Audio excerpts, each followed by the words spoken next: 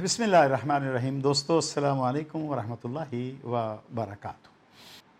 پورا گاؤں اس گھر کی، اس آستانے کی اتنی عزت کرتا تھا کہ لوگ کھنچے کھنچے اس کی طرف چلے آتے تھے۔ ہوا یوں کہ ایک شخص تنگ دستی کی وجہ سے شہر میں آ گیا۔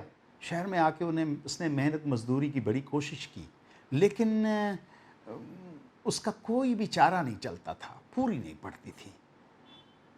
اس نے دیکھا کہ ایک شخص ہے، اس نے ایک چھوٹا سا کمرہ ہے، اس کے اوپر جھنڈا لگا لیا، اور آتے جاتے آج ایک کل 10 پرسوں 100 لوگ آنا شروع ہو گئے، اور وہ بندہ اپنی چالاکی اور عیاری کی وجہ سے ایک فقیر اور درویش بن کے ان لوگوں کے حالات بتانا شروع ہو گیا، اور ہر ایک بندے کو کچھ نہ کچھ بتا دیتا تھا۔ یہ بندہ اسے نوٹ کرتا رہا، چونکہ شام کا لنگر کھانے یہ بھی وہاں جاتا تھا۔ اس نے فیصلہ کیا کہ میں اپنے گاؤں میں واپس چلا جاتا ہوں، اور وہاں جانے سے پہلے داڑھی بڑھا کے اپنا لباس، اور میں جا کے کہوں گا کہ مجھے فقیری مل گئی ہے۔ چنانچہ یہ بندہ واپس گیا۔ گاؤں کے لوگ جوک در جوک اس کے پاس آتے تھے۔ گاؤں کے لوگ سیدھے سادے، بڑے خوش مزاج اور خوش اخلاق، اور اسی طرح عقیدے کے معاملے میں بھی وہ ذرا جو زیادہ ہمارے ہاں کوسچن آنسر کا مسئلہ ہوتا ہے، ان کے ہاں نہیں ہوتا۔ وہ شکل دیکھ کے بندے کو کہتے ہیں کہ یہ بڑا پہنچا ہوا بزرگ ہے۔ خیر، اس شخص کے پاس ایک گاؤں کی خاتون آئی، اور اس نے اپنا مسئلہ بیان کیا کہ یہ ایسے ہے، اور میری بچی اپنے گھر میں اچھی نہیں ہے، اس کے ساتھ سلوک جو کیا جا رہا ہے وہ بڑا برا ہے۔ تو مجھے اس شخص نے کہا کہ او توبہ توبہ توبہ توبہ، میں نے حساب لگایا ہے تو آپ کی بیٹی کے اوپر تو بہت بڑے جادو ہو چکے ہیں۔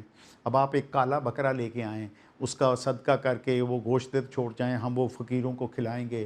آپ یہ لے کے آئیں، آپ وہ لے کے آئیں، اس سے پیسے بھی لے کے اس کو کچھ اور خطرناک باتیں بتا کے کہ آپ پر تعویذات ہوئے ہیں، بندشیں ہوئی ہیں، بلا بلا بلا جو بھی ہے۔ وہ خاتون جب وہاں سے ہو کے واپس آئی تو اس نے اپنے میاں سے کہا کہ میں فلاں جگہ پہ گئی تھی، اس شخص نے مجھے یہ کہا ہے، اور نے کہا جی کہ اس پہ بندش ہوئی ہے۔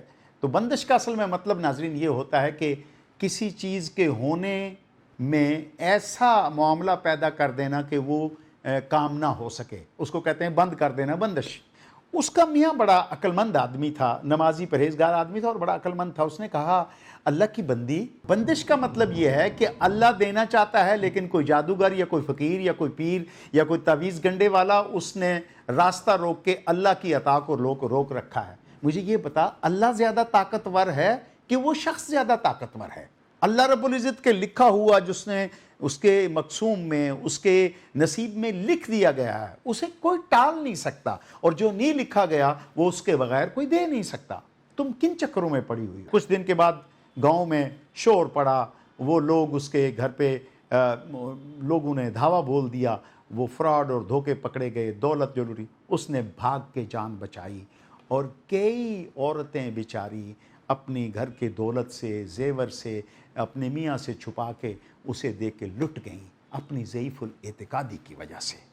سامعین ناظرین، میں آپ کو ایک بات بتانا چاہتا ہوں، اور آپ سے ایک بات شیئر کرنا چاہتا ہوں، اور وہ یہ ہے کہ مجھے یہ بتائیں کہ اگر وہ شخص اتنا کامل ہوتا، وہ شخص اتنا پہنچا ہوا ہوتا، تو سامعین ناظرین پھر وہ خود محتاجی کی زندگی کیوں گزارتا؟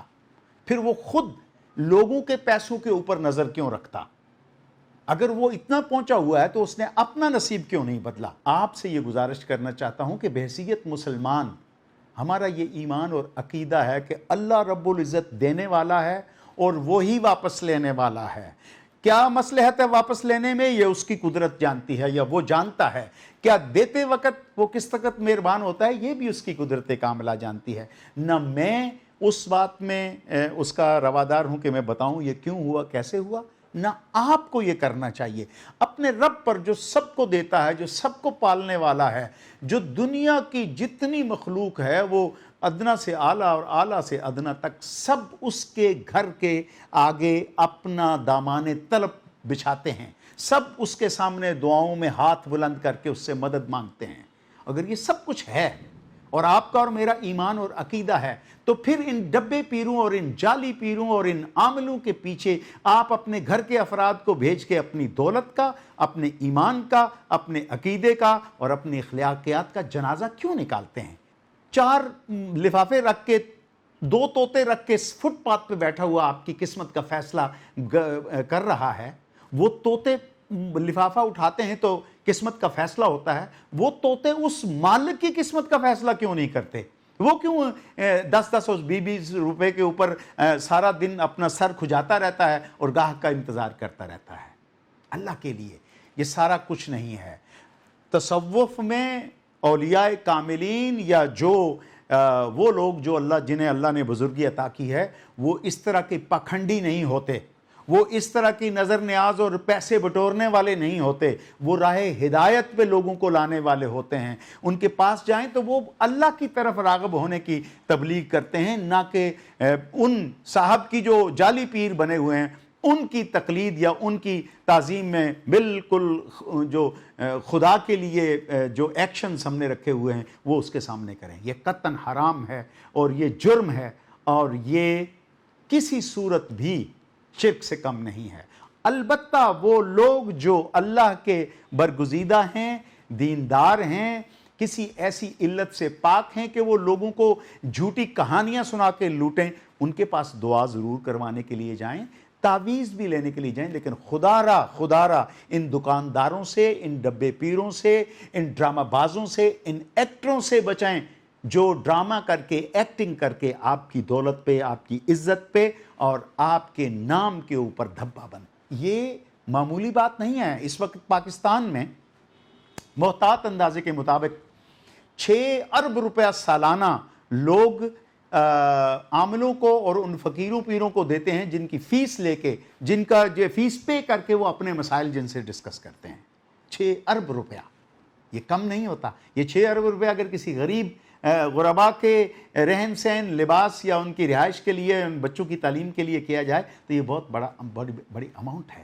ہماری اس بے وقوفی کی وجہ سے، ہماری اس ناہنجاری کی وجہ سے یہ لوگ اپنی تجوریاں بھر رہے ہیں، اور آپ جو مرضی کر لیں، جو ضعیف الاعتقاد ہیں ان کو قائل کرنا، ان کو راضی کرنا کوئی آسان بات نہیں ہے۔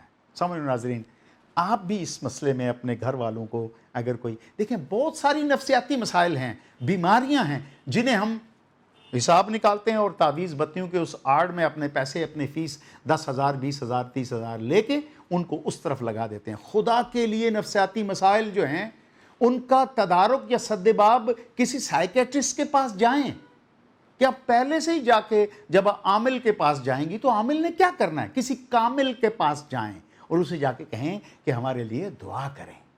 وہ اللہ سے دعا کرے گڑ گڑا کے، اگر وہ نیک ہستی ہے اور پاک باز ہے، اللہ رب العزت نیکوں کی جہاں بروں کی آواز سنتا ہے، نیکوں کی بھی سنتا ہے۔ ان کے توسل سے، ان کے وسیلے سے دعا کرنا، اصحاب مزار کے وسیلے سے دعا کرنا، اس میں کوئی حرج نہیں ہے، یہی صحیح طریقہ ہے۔